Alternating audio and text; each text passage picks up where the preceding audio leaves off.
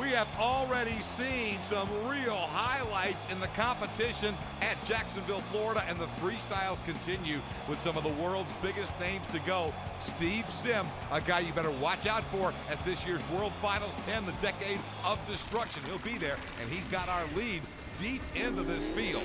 But now, one of the fastest rising stars ever in this sport's history, the former Supercross legend Damon Bradshaw and the Air Force Afterburner. Here's a guy who has learned his craft very quickly. He's learned it from Dennis Anderson. He's learned it from Tom Meents. They've kind of taken him under their wing.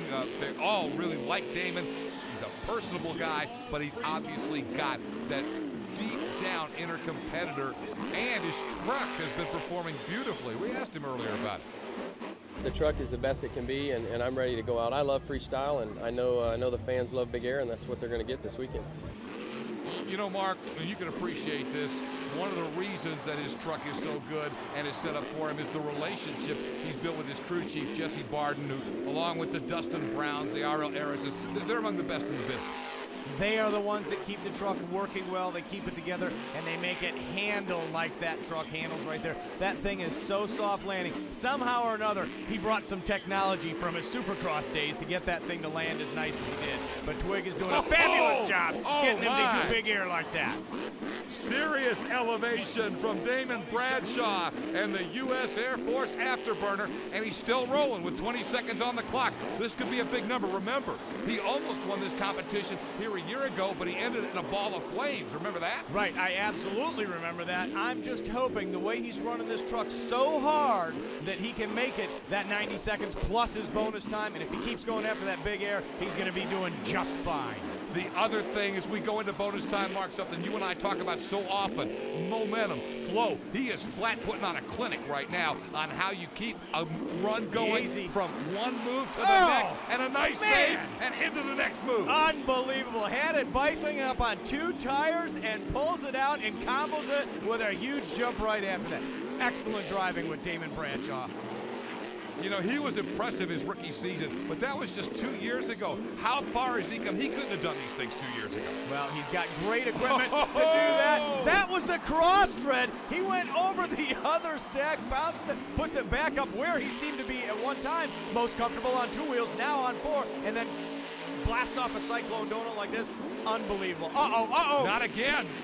That's what I'm talking about. He's heating up that tranny, and that's exactly what happened right there.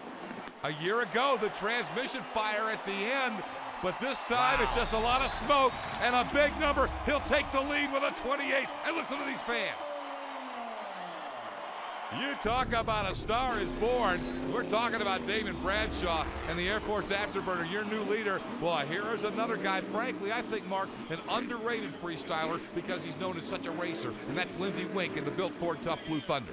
Well, he is an excellent racer and definitely coming into his own as a freestyler, but what he just saw right now was huge. He's got to step up to the plate. Well, we had a chance to talk to him earlier on today. They got a lot of obstacles. Rather than being all expanded out, they kind of got him put in the same kind of area, so you're going to watch out for, doing a lot of, if you're hitting them at the angle, you're going to run into something else. You might end up in your lid real quick.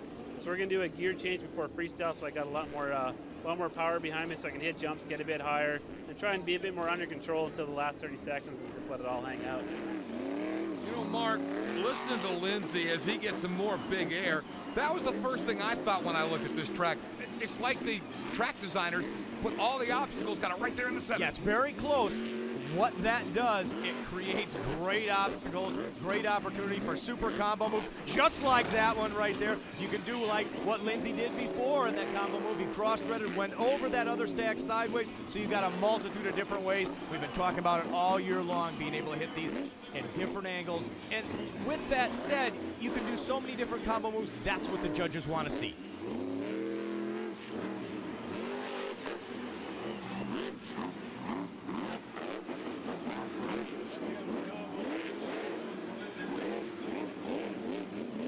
Strong finish to regulation will take Lindsey Wink into bonus time with another nice leap. That's going to put him into trouble. Hang on, Lindsey. Oh, man. 2 seconds into bonus time. Fans are roaring, though, man. Mark, you know how much they love this. And a 24 is a good score, but not enough to get the lead away from Damon Bradshaw on the Air Force Afterburner, who has a 28. Well, here's a guy capable of doing it. We know because in 2003, he won the World Freestyle Championship, Jim Kohler, an Avenger. Oh, No. Man, that was a violent rollover. And it happened in less than 15 seconds. I think he set a record for about 3 seconds on the track. You just, I mean, yeah, it's spectacular, but there's nothing the judges can do here. It's a score of 8, and get Kohler, I'm sure, is pumped up.